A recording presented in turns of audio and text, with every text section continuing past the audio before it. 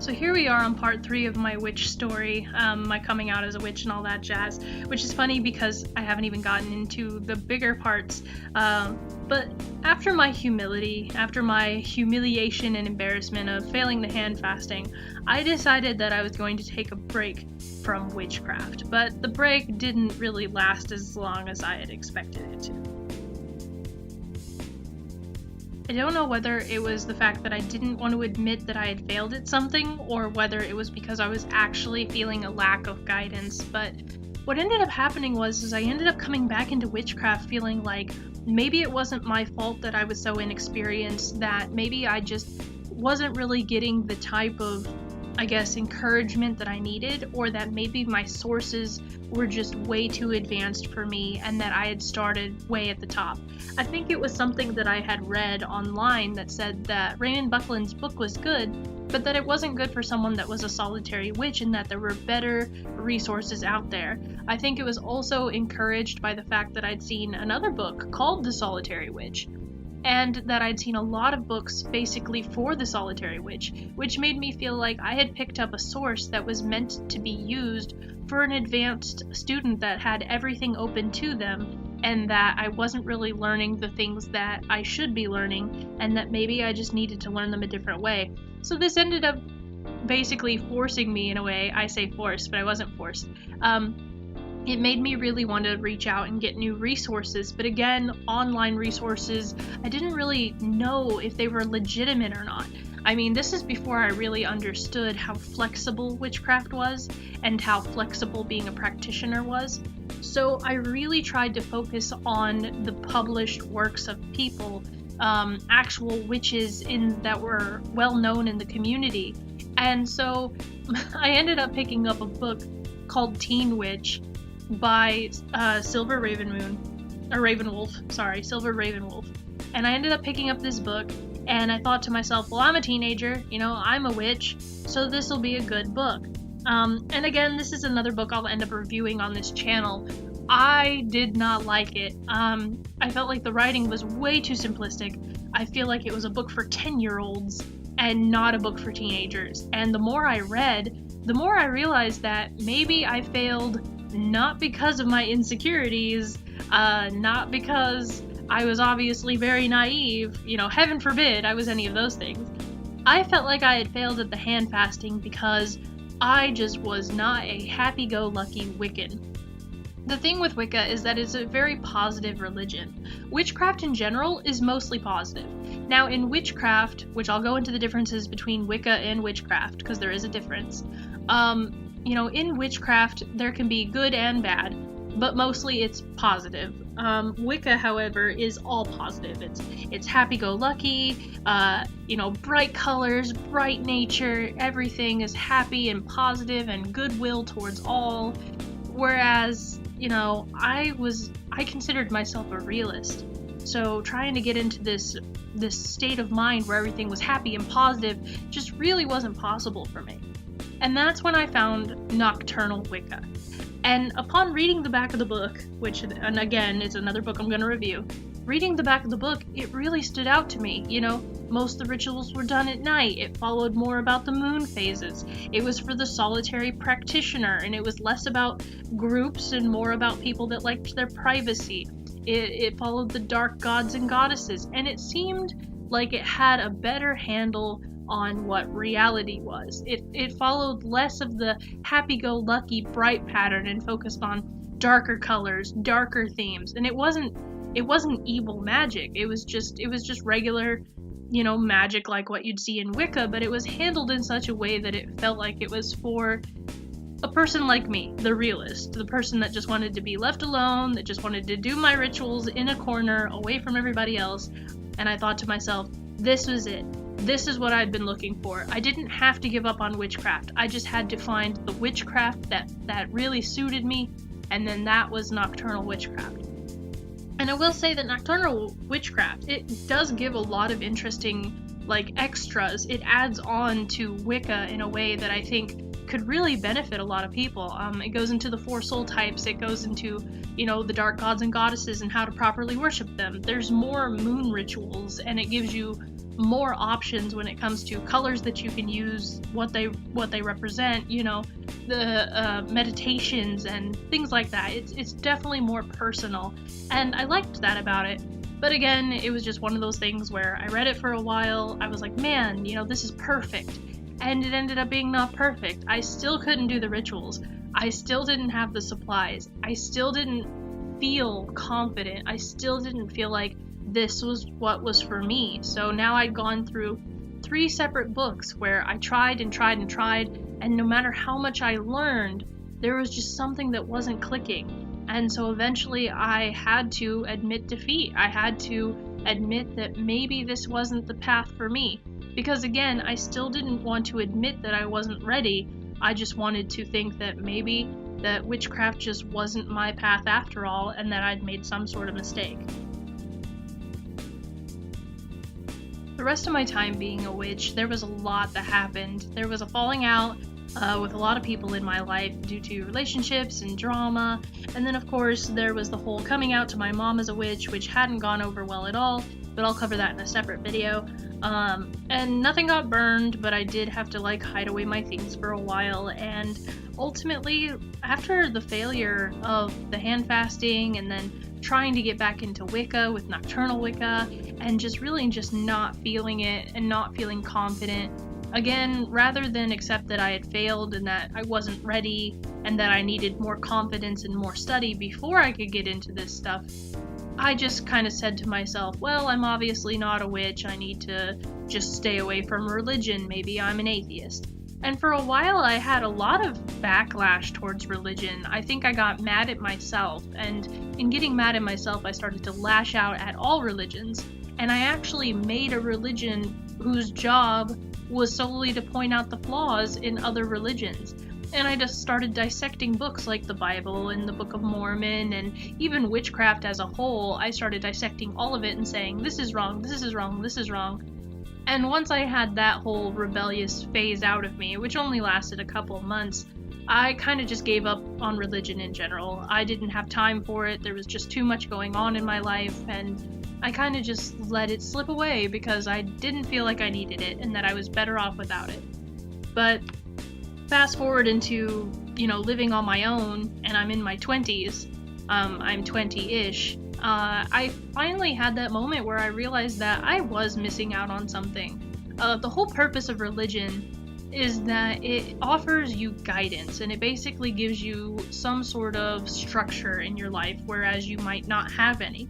There are people that do fine just without any religion whatsoever, but then there are people that do need a set of rules to really lead them in what they feel is the right direction. I don't judge people if they don't have a religion, but me personally, I would like something that does give me that grounds to work on, that foundation to build myself upon. And that's just a personal preference. So I was looking back on something I had learned in history class, whereas my teacher had mentioned that anything could become a religion. It was more of our discussions on the news, because we would go over the news a lot, whereas we had heard about a cult that had killed all its members via suicide because it was part of their religious message. And in talking about it, he had brought up how anything could be a religion, including Jedi, and Jedi people that wanted to follow the Force from Star Wars. Because I was in this loop of wanting a religion but not wanting a religion, I thought it'd be funny to look up the Jedi and see if it really was a religion or whether my teacher was just speaking to just speak. And I ended up looking it up, and it turns out that the Jedi Church and the Jedi Temple were a real thing, and that Jedi-Realism had actually been recognized as an actual religion. And I found it fascinating. And at first I was kind of laughing at it and thinking that there was no way that this was actually a viable religion of any kind, but the more that I researched it, and the more that I looked into it, the more that I realized that this was actually serious.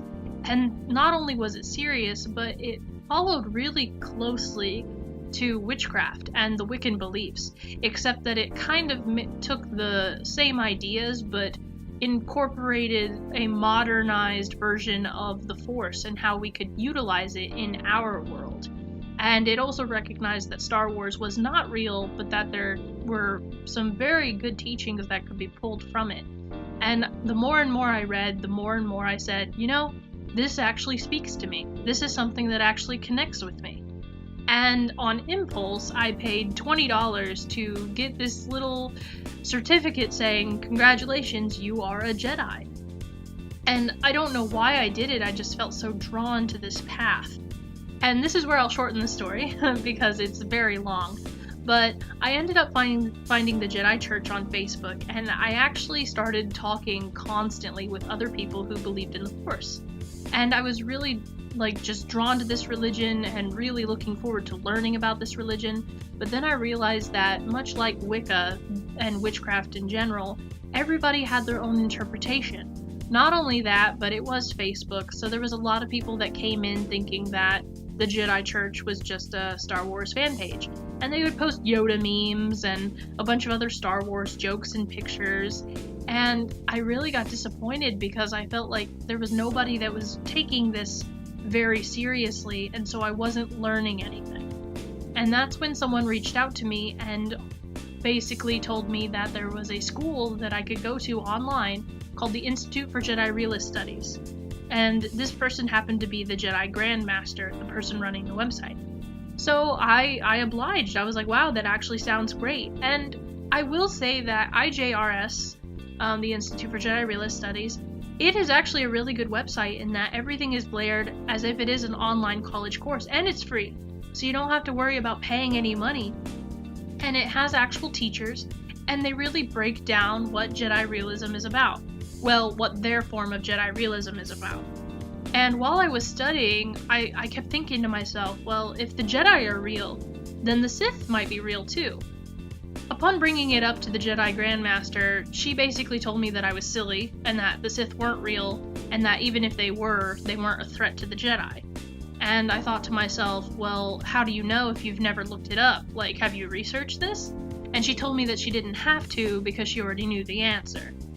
And me being stubborn, I don't like being told that I'm just silly, especially if no one has researched it, so I researched the Sith. And sure enough, I found that Sith-Realism or Sithism is actually a thing. And what really drew me in was the fact that at the time I found Sith Academy, and they were very elitist in that they only allowed men to enter, and they seemed very dark and very sinister.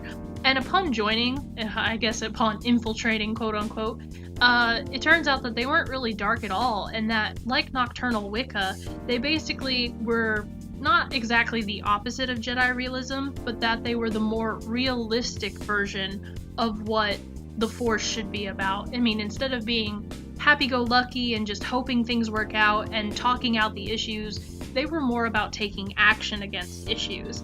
And yes, they were more selfish in the fact that they believed in self-empowerment and self-betterment, but also that they weren't against helping people, especially if it helped them help themselves. So it really wasn't evil per se, it was more selfish for sure. But the more I looked into it, the more I realized that Jedi-Realism was not very realistic, and that Sithism had an actual goal for the end of days and towards just helping humanity evolve into something better.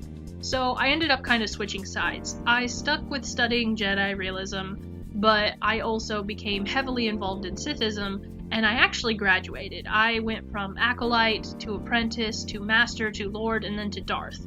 So it's like I finished my Sith training, the basics, and in Jedi-Realism I didn't really get very far. I haven't advanced at all. And to this day I still study these things, but the more I kept looking into these things, I even looked into Satanism, there was always just something missing. These things, Jedi-Realism, Sithism, Satanism, they were lifestyles, but they just weren't religions, and that really threw me off, because while they gave me structure for a time, I realized that they were just so open to interpretation. They were just so open to change, and so open to just basically just turning their whole curriculum on its head and starting over from scratch. It was just way too loose and way too interchangeable to be considered a solid religion on both sides, and so I really started fading away even from those. Even though I applied what I learned to my life, there was just a hole it could not fill. And so I ended up floating away from those things as well. And eventually, I found myself making a complete loop around, I guess you could say, because just this year, in 2018, I came back to witchcraft. So the short version of this story is that I met a new friend who then claimed that she was a witch and that she had grown up in a household that taught her all about herbs and witchcraft, and that she had basically been born with the ability to do all these things that led her to staying with the craft, which is something that I actually believe. And I was actually very intrigued by everything that she had been telling me, and I told my wife that it was something I really wanted to get back into, that I at least wanted to look into it and study it because I hadn't picked it up in so long. I knew about what I had done in the past, and I had kind of come to the conclusion that everything that happened was my fault because I was cocky and that I was overconfident and that I was really naive and inexperienced. So it had taken me so many years, it had taken me basically 12 years at this point to admit that everything that had happened, it wasn't because that I wasn't happy-go-lucky enough for witchcraft, and it wasn't because that witchcraft just wasn't for me. It was because that I was just so confident in my abilities that I was unable to look at the fact that I had actually failed something. And instead of learning from it and continuing forward, my embarrassment had basically caused me to drop everything. So for my anniversary, my wife ended up taking me to this shop called Akasha's Treasures, and she told me that I could pick out anything that I wanted. And I ended up getting a candle and some other things. I ended up picking up a book, actually, which is another thing that I'll end up reviewing. And it was my attempt at trying to get back into something. And because I had bought this book, I had told my wife that I would actually look back into it and that I would study it for real and that I'd really give it my all and really make a conscious effort to connect with it. And that if I did connect with it, I would go through with, everything that I was supposed to do. I would do the year and a day, I would do the initiation, I would do all of that, but only if I could stay dedicated to it. And she agreed that this was the best course of action. Around this time, my wife started feeling a heavy energy hanging on her, this negativity that was hanging around her, and for a while she actually thought that she was cursed. Now, I went to my witch friend because I'm like, hey, you're a witch, tell me what you should do. And she just kind of shrugged and she went, well, I'm not actually like a solid witch, I just do small little rituals, that I feel are appropriate. I don't follow any books, so I would suggest just some sage and a red ribbon. And I would just, maybe do a chant or something to get rid of the evil energy. But she's like, but I'll look into it more if you want me to. And then the more I thought about it, the more I kind of went, well, this is my wife, so this is something that maybe I should do. Because, my wife and I have that connection, and that maybe the magic might be stronger because we have that connection. And this was really nerve-wracking for me. So I went back to Akasha's, I explained the situation, and they gave me a black candle, some herbs, some holy water, and they said, listen, here's what you do. Here's step A, B, C, D. And I was like, okay. Well, I also decided that I wanted to add stuff onto it. I liked the idea of the red ribbon. I liked the idea of some of the things that I'd looked up online, and so I ended up doing my first ritual on the new moon. And I honestly liked that I did it on a new moon because I thought, new moon, new me, starting over from scratch, and for me it was highly symbolic. Not only that, but the fact that I was doing these rituals, that I ended up cleansing my tools the day before with the holy water, that I ended up saying the prayer, that I did this dark moon rite, and that I ended up helping my wife cleanse these negative energies from her, that was a huge step. If you followed my story up to this point, you know that I have never worked a ritual. That was something that I never could do because my self-confidence wasn't high enough and I didn't feel like I was experienced enough to do it. And then when I actually tried a ritual, it failed because I was just overconfident, very cocky, and I wasn't really putting in the work that I probably should have, and it was pretty half-assed. But this time, even though it was simple, and even though it wasn't very complicated, I basically kept it within my comfort levels. I didn't try and make it extraordinary, I didn't try and make it extravagant, I did what felt right. And because I did what felt right, I wasn't embarrassed to do it. And once I had finished this ritual, I had this moment of just, wow, I did it. I did a ritual. I did a ritual in front of my wife.